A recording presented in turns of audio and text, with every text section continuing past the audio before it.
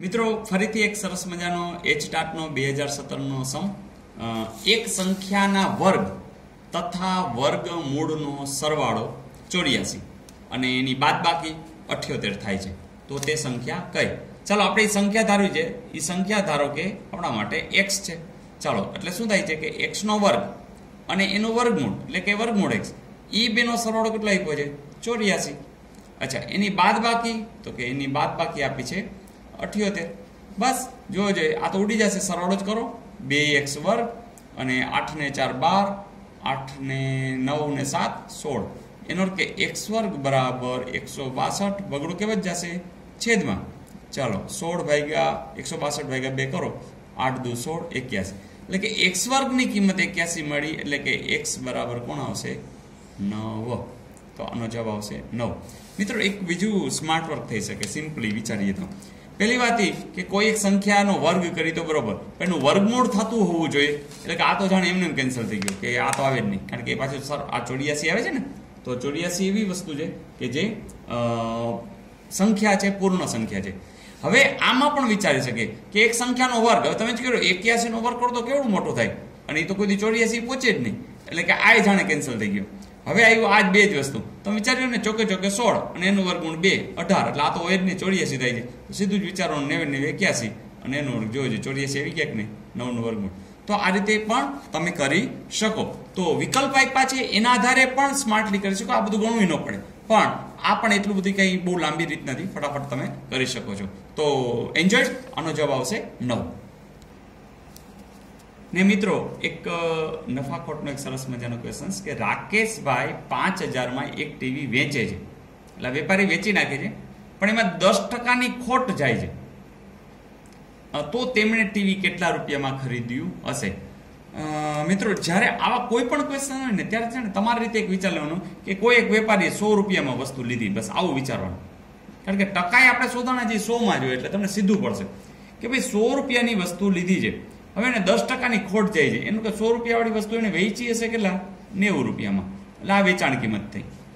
બસ આ બે વસ્તુનું અનુસંધાન તમે આ દાખલામાં જોડી દેશો એટલે સાવ સહેલું થઈ જાય. જો આપણને આપ્યું છે આ 90 રૂપિયામાં, કે ભાઈ 90 રૂપિયામાં વેચે છે, 100 રૂપિયાવાળી વસ્તુ છે, 10% ખોટ જાય છે, આવી સમજ અહીંયા છે. એ સમજનો ઉપયોગ અહીંયા કરીએ છીએ કે ભાઈ 10%ની ખોટ છે, તો આ અહીંયા છે હો ભાઈ, અને એ 5000માં વેચે છે, તો આમાં તો શું 90માં વેચે છે, એટલે કે અનુસંધાન થઈ ગયું કે ભાઈ 90 રૂપિયા છે, એની મૂળ કિંમત કેટલી હોય? 100 રૂપિયા હોય ને. તો જો આ 10%ની ખોટ છે ને, તો અહીંયા આપણે કેટલામાં વેચે છે? 5000માં વેચે છે, તો એની મૂળ કિંમત કેટલી હોય? ફરીથી 90 રૂપિયા જ્યારે વેચાણ કિંમત હોય ત્યારે આપણને ખબર છે કે એની મૂળ કિંમત કેટલી હોય? 16, જે આપણે ગોતવી છે. તો 5000 કેટલી, એટલે કે મૂળ કિંમત 5000 જ્યારે કોઈ વેચે તો કેટલી? તો જવાબ મળી જશે. જો 100 છે એ એમને આવશે, ગુણ્યા 5000 ઉપર આવશે, અને છેદમાં 9. જુઓ જી, તો સોરી 90 છે, 9 નથી 90, 5000 છે, આ મીંડું ઉડી ગયું. તો જવાબ શું હશે? 50000 છેદમાં 9. ભાગાકાર કરો, 50000 ભાગ્યા 9, 9 50 45, પછી આ મીંડું ઉતાર્યું, 9 50 45, 5 આ મીંડું ઉતાર્યું, 9 50 45 વળી 5 આ મીંડું ઉતાર્યું, 9 50 45. મિત્રો આ તો ચાલુ જ છે ગાડી. હવે તમે જાણો છો અહીં પોઈન્ટ લઈને જેટલા જોતા હોય એટલા, તો અહીંયા પણ શું થતું જશે? 5 5 5. આવું કંઈ છે? યસ, એક્ઝેક્ટલી આ છે. પણ મિત્રો આટલું બધું લાંબુ કંઈ કરવું ન હોય તો જવાબ તો આપ્યો જ છે. તમને ખબર છે 10%ની ખોટ ને, વિચારો ને 10%, પહેલાં તો આ તો આવે જ નહીં, કારણ કે ખોટ જાય છે એટલે 5000થી વધારે હોય એટલે આ તો હોય જ નહીં. તમે આટલું વિચારી શકો કે આના 10% લેશો, 510 ઓછા કરવો છે, તો એવું કંઈક વિચિત્ર અહીં નવડ એવું તો ક્યાં આવતું એટલે આ જવા દઉં. અહીંયા વિચારો કે આના 10% લેશું, આના 10% 555.55, તરત ઉડી જાય. જોઈએ 555.55 કાઢી નાખો છે, તો 0 0 0 0, અને અહીં શું આવી જશે? 5000. આ દે 5000. તો ઊંધી રીતે પણ એકદમ સ્પીડમાં કરી શકો. ઓકે મિત્રો, એક સામાન્ય જે કૌંસને આધારિત એક સાદી ગણતરીને આધારિત આ એક પ્રશ્ન છે કે નીચેનામાંથી કઈ ગાણિતિક અભિવ્યક્તિમાં પરિણામ 50 નહીં આવે? ઓકે, જો તમે બહુ સ્પષ્ટ રીતે કામ કરતા હશે ને તો જે આવે નહીં 50 એટલે અટકી જવાનું ને એને તમે જવાબ લખી શકો. સ્પષ્ટતા માટે તમે આગળ જઈ શકો છો. જેમ કે ચાલો આપણે ખબર છે પહેલા નાનો કૌંસ, પહેલા આપણે ખબર છે નાનો કૌંસ છે, પછી કોણ છે છગડીયો કૌંસ છે, પછી કોણ છે આ મોટો કૌંસ. તો જોજો 7 ને 5 12, આમાં કંઈ બીજું સાઇન કેવો કંઈ પ્રોબ્લેમ નથી. 7 ને 5 12, 12 ની અંદર હવે 13 ઉમેરો 25, 25 આખું છે અને ઓછા 2, તો આનો તો જવાબ 23 આવ્યો. એટલે મને લાગે છે આ જ હશે.